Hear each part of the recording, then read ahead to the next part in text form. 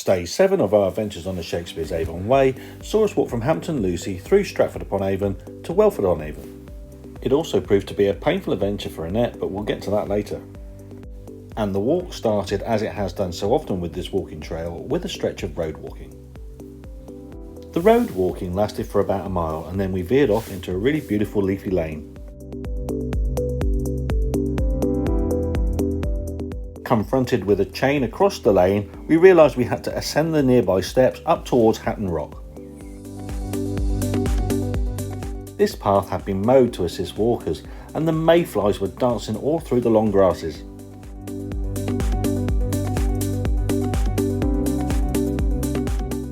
The path led us up and across the river embankment, and we could see some fantastic views across the valley below. This was fantastic walking, and we were really enjoying ourselves, and the summer flowers were just beginning to bloom. It was wonderful.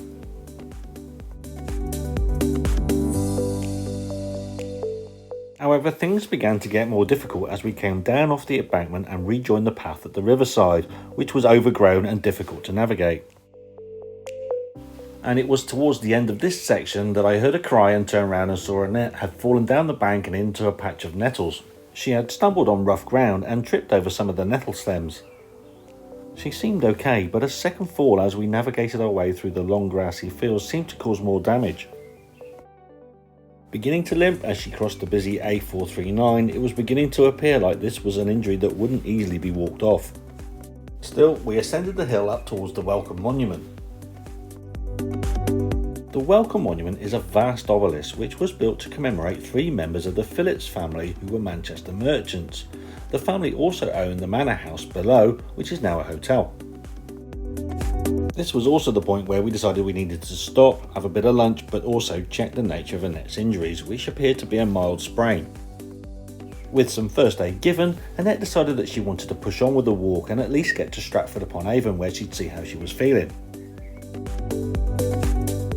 So we slowly descended down off the Welcombe Hills and into the northern leafy suburbs of Stratford upon Avon.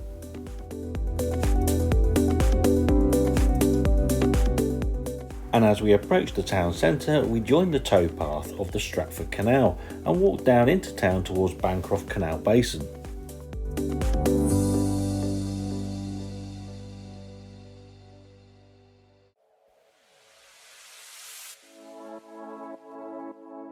Stratford upon Avon is a magnet for tourists all year round, and there are always activities going on around the canal basin and riverside area.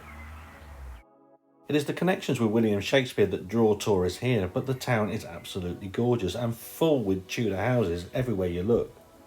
These houses are nearly 500 years old and are in amazing condition. Whilst many visitors will focus and go and see Shakespeare's Birthplace, I kind of like looking around the town because there's so many old buildings to see, some of which have their coats of arms above the door still. Walking through Stratford is an absolute delight, and the trail takes you through the town, past the Holy Trinity Church, then across the river to the south bank of the river and onto the path towards Welford on Avon. This is a very pleasant stretch of relatively easy riverside walking.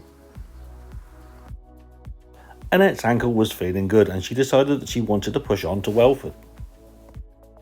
Before long, the path took us away from the riverbank, up some steep steps and up through a woodland path.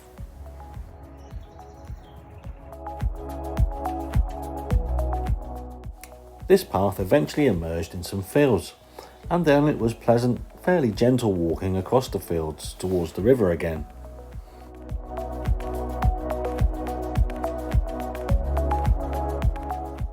The path soon intersected the Greenway, which is a disused railway line that used to run between Stratford upon Avon and Evesham. It is here that we ran into a spot of difficulty navigating, as the Shakespeare's Avon Way was supposed to cross a bridge at this point at the confluence of the Stour and the Avon. However, the bridge is no longer here. The signage is confusing and still takes walkers in the wrong direction, so we decided to retrace our steps and join the Greenway and head down the Greenway to see if we could find some means of rejoining the original pathway. And after about 500 yards we found exactly what we were looking for, a path that took us back down towards the riverbank. However, this path appeared seldom walked, and it does seem that most cyclists and walkers use the Greenway as an alternative.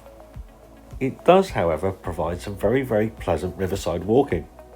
Signage at this point was pretty much non-existent, and it seemed very difficult to try and find the original route of the path as indicated in the guidebook. However, about 200 yards away from the riverbank was a track that led us all the way into Weston-on-Avon. Weston-on-Avon is a really pretty hamlet.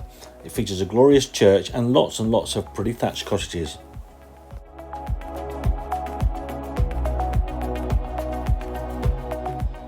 Across one more field and we found ourselves entering Welford-on-Avon. Welford-on-Avon is an extremely pretty Warwickshire village. It boasts the tallest maypole in the whole of England. Now at our journey's end, it was time to stop and enjoy some refreshing beer and some cake at a local pub.